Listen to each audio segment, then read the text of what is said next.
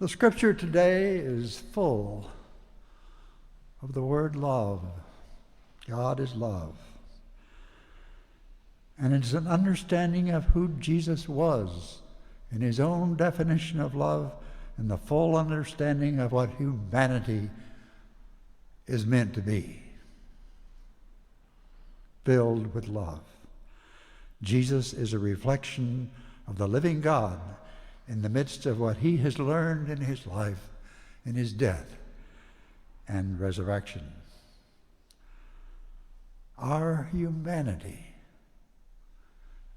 our individual humanity is meant to be one of love. Love is the way of life, not hate. Love is the way of life, not revenge.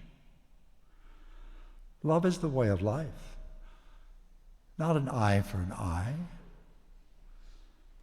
Love is captured moment by moment from our own lives by the people who love us and the people who we love. Moment by moment into the future. God is love, and God has created us for the purposes of love. Our liturgy says it well every Sunday, and any time we have a part of Holy Communion, speaks well of who we are. But of course, because of our human condition, living in a world that chooses not to love, we're always challenged to be that for which we were intended to be. The challenge is real, always. As a child during high school, I became quite interested in archaeology. I became acquainted with some older people that knew a lot about the Native American culture. It taught me how to hunt arrowheads, crawled along the ground searching for bird arrows. Fun. But it was mysterious also as to what the cultures of the Native Americans was all about. I became interested of the Aztec culture, the Mayan culture, the Egyptian culture, and of course that led me into the Old and New Testament, wondering who those people were. Their stories of growing up and becoming human beings. When I was in high school, I wrote to the Smithsonian Institute, and I inquired as to how to become an archaeologist. I thought it might be a very interesting profession. I got a letter back, and it was more than I really wanted to do. But it was interesting. We have such diversity, so much diversity in language, cultures, diversity of relationships with each other, and our understanding, really, the diverse understandings of the one who created all of us. And I still love to read, and I receive the magazines monthly, World Archaeology and Biblical Archaeology. I have for years. And I love to read those stories as to what has been discovered. Here's a truth you will understand, or if you do not, please use this truth for your next meditation and prayer time. The truth is this: you, sitting here in the pew, are unique. There has never, ever been anyone like you before in all of history. And there will never be a person like you in the future. You are unique because you did not choose to be born or where you would be born. And your discovery and challenge is to find out who you are as a unique individual within the midst of creation. Your gifts are given to you by DNA and your own experience, your own reading, your own learning, your own conversations, your decisions. You learn. You have something to offer in this creation, moments of helping others and decisions that help others. In your uniqueness, God has only given you a gift of life, not only given you a gift of life, but the choice to choose, to be able to say yes and to say no, to choose life or to choose death, to choose good or to choose evil, to choose love or to choose to ignore love completely, to give or to take, and to offer your life to others so they may live, or to choose yourself and all the motives of self-service at the expense of others, and we know that one all too well in our society.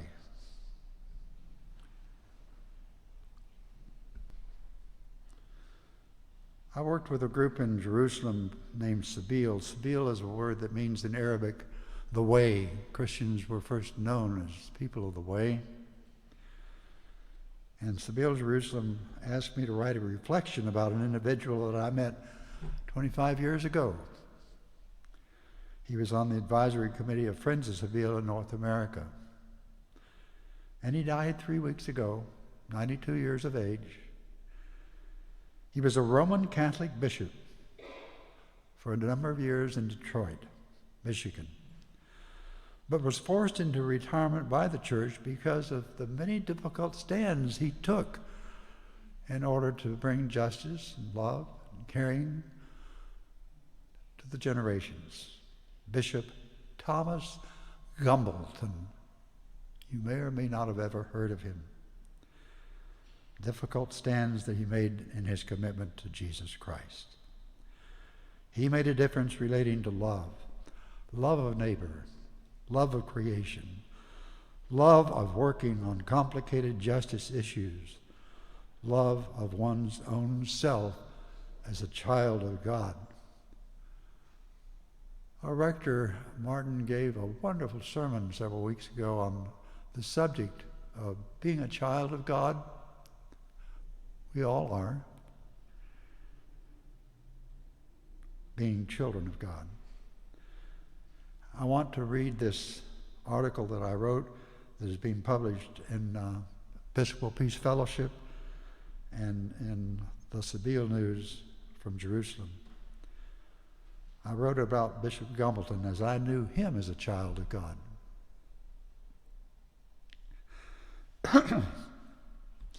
One of my most memorable experiences as chair of Friends of Sabeel North America from 2001 to 2011 was hosting the world-renowned Catholic peacemaker, the Right Reverend Thomas Gumbleton, a retired bishop from Detroit, Michigan, and founder of Pax Christi back in the 1970s.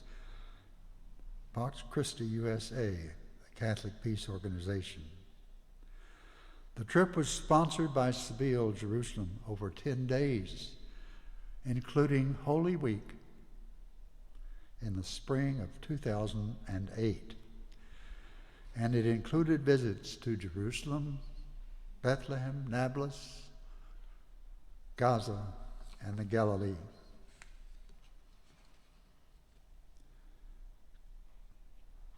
Bishop Gumbleton and I were accompanied by a volunteer from the Netherlands by the name of Meta Floor, and Bishop Gumbleton's photojournalist, who was there on the spot all the time to have interviews. Linda Panetta was her name, as well as other members of the Sabeel group that joined in periodically.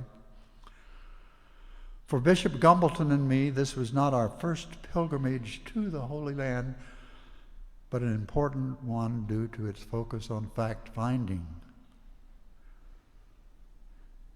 As the soul of the Catholic peace movement, as he has been called, and his access to media outlets mainly through his peace pulpit homilies, Bishop Gumbleton's voice had a wide range, well beyond the Catholic community. I remember attending a number of Roman Catholic services throughout the week. I became a Catholic that week in Jerusalem. And Bishop Gumbleton's participation in Holy Communion at the Sabile Liberation Theology Center, where he spoke. Other activities stand out in my memory. We stayed in Bethlehem in the West Bank before going to Nablus, where a Melkite priest invited me and Bishop Gumbleton to come celebrate at the Easter service that day. I told him that I was an American, I was an Episcopal priest, I would do whatever he let me do. And his response to me was, "Welcome, brother. I invite you to come celebrate with us." 3 traditions, Catholic, Melkite, Episcopal, in one holy celebration of the resurrection of Christ, in the midst of the same injustice of military occupation and oppression that Jesus experienced his entire lifetime. I will always remember moments like this that have made such a difference in my understanding of what the Roman military occupation of Palestine meant for Jesus and the Jews of his time, and continues to mean in our time with the Palestinians. After that service, beautiful service, long, we traveled to Nazareth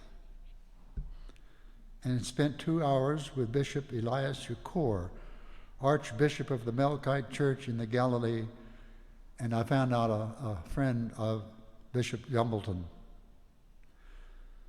Bishop Shakur was also a co-founder of Sabile in Jerusalem and wrote a book that's a magnificent book if you want to read it, called Blood Brothers, the story of Palestinians and Israelis trying to live together. The story of his life as a child during the Nakba in 1948. And we met in his home on Easter night, listening to his explanations of what was taking place with the military occupation in the West Bank and in Gaza. And he shared with us what was taking place with the Palestinian citizens of the State of Israel, who make up 20% of the population of the State of Israel, but have second-class citizenship because they're not Jewish.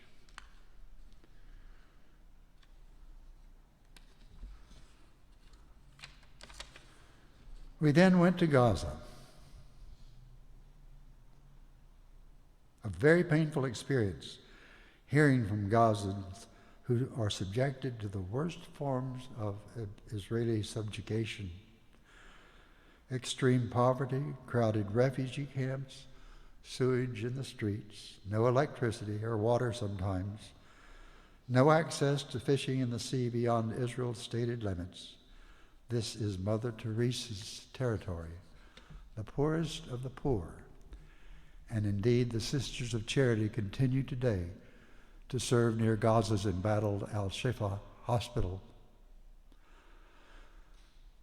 There's one Catholic church in Gaza whose priest then was from the West Bank. We met with him, spent a whole morning with him. He told us he was not given the necessary permission to attend his father's funeral in the West Bank because of Israel's lockdown of the border. And the student body of the Catholic Church nearby, of the school, 95% Muslim, 5% Christian. And they respected him greatly. And on this day, the day after Easter, he gave them candy as each class would enter his office and sing songs to him. And these were young children up to high school. And they would all come into his office and he would honor them by putting his hand on their head and giving them a chocolate rabbit.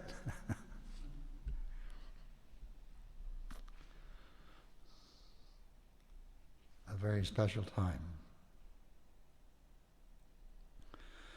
Bishop Gumbleton told me that he had not been in the Holy Land since 1964, and how important this visit meant to him. In an article written by Nick Meyer for the Arab American News in 2008, he writes, "Fast forward to the present, and Gumbleton has completed his fact-finding mission.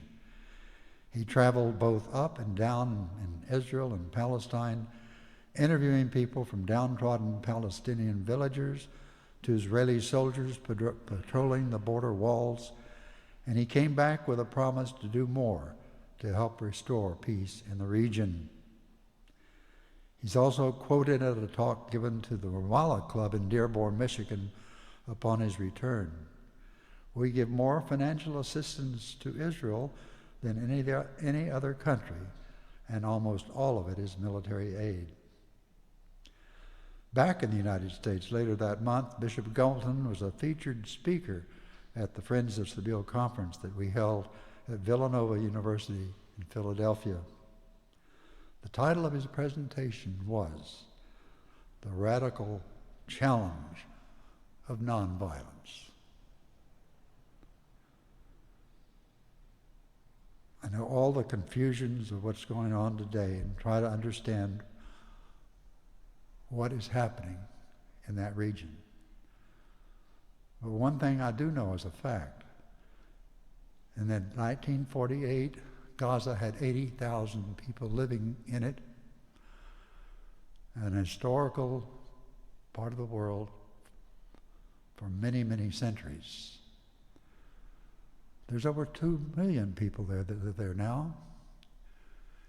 And of those 2 million people, 70% of them are first, second, and third generations of the Palestinians that fled in 1948 from their villages. Over 500 villages were destroyed, and the refugees had to go somewhere. Many of them came to Gaza.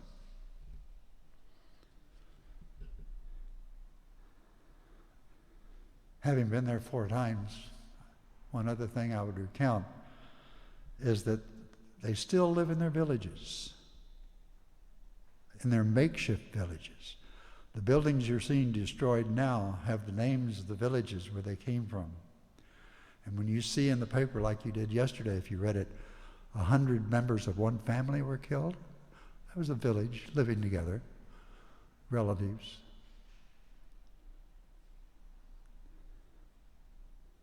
Very complicated, I know. Very painful. It was a rare privilege for me to spend Holy Week in 2008 with Bishop Gumbleton in the Holy Land, worshiping in Roman Catholic churches, having intimate conversations with Palestinians and Israelis throughout the West Bank, Israel, and Gaza. I will remember the man, his legacy of justice and peace and love, and give thanks to God for his vision and commitment. Bishop Gumbleton stands out for me as a representative of what Jesus required of us to live a life of love. You had a member of this congregation years ago that I respected more than any other bishop in our church, Bishop William Spofford. He represented the exact qualities of leadership within the life of the Episcopal Church. So here you are, sitting within the pew today, a unique child of God. You're loved by God. You are a unique part of God's creation. Know that and live that. You are who you are and will become more what it means to be a child of God by the choices you make. May God bless you in your uniqueness. May you bless the uniqueness of others and say yes to your moments within creation. Amen.